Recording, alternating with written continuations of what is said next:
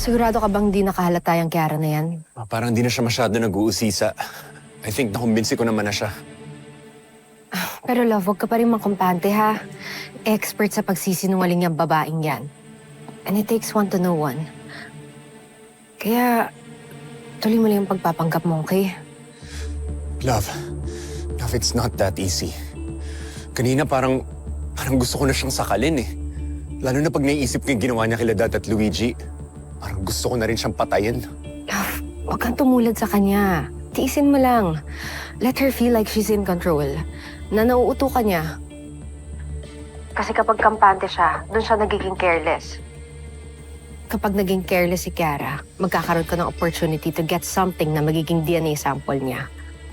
We need that para patunayan na hindi talaga siya si Angel Sanggalak.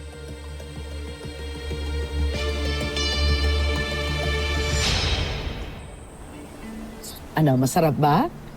Titikman ko pa lang. Ang sarap. Alam mo, Angel, I am so excited for your induction. Naku, alam mo, kapag naging bahagi ka na ng Ladies of the Immaculate Heart, your life will change forever.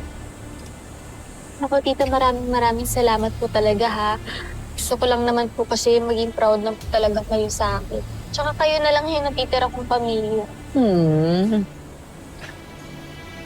Angel, hinahanap ka ni Mikay. Nodo kayo nung favorite show niyo. Ay nako, nag-promise ako sa apo ko na magbabanding kami. Excuse me, ha? Angel, ba't di ka na lang din sumama ron? Sure ka ba, kuya? Baka naman kasi magalit ka na naman tulad kahapon. Hindi na maulit yun, Angel. Alam ko namang ikaw yung naging kasama ni Mikay nung nawala si Vanessa. Mas komportable ako kasama ni Mikay. Salamat, kuya, ha. Malaking bagay ito sa akin. Sige, puntahan ko na si Mikay. Okay.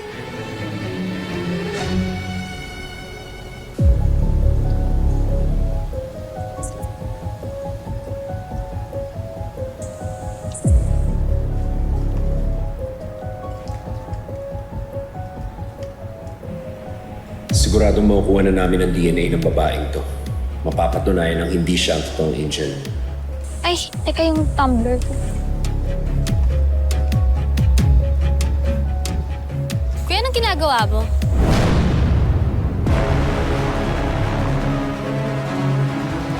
Kuya, may hawak ka ba?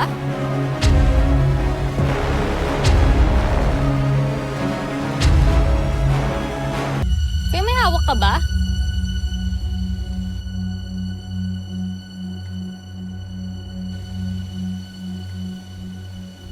Kuya, ba't ayaw mo humarap sa akin? May tinatago ka ba dyan?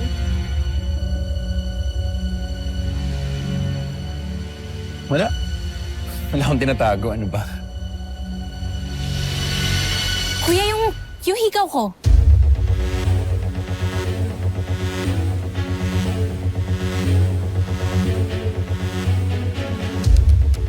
Yung hikaw ko. Kasi feeling ko dito ko na misplace kagabi. Kaya pinapacheck ko, diba?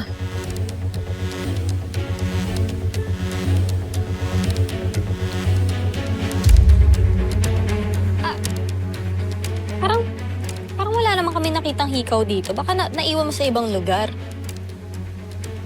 Oh, baka nga.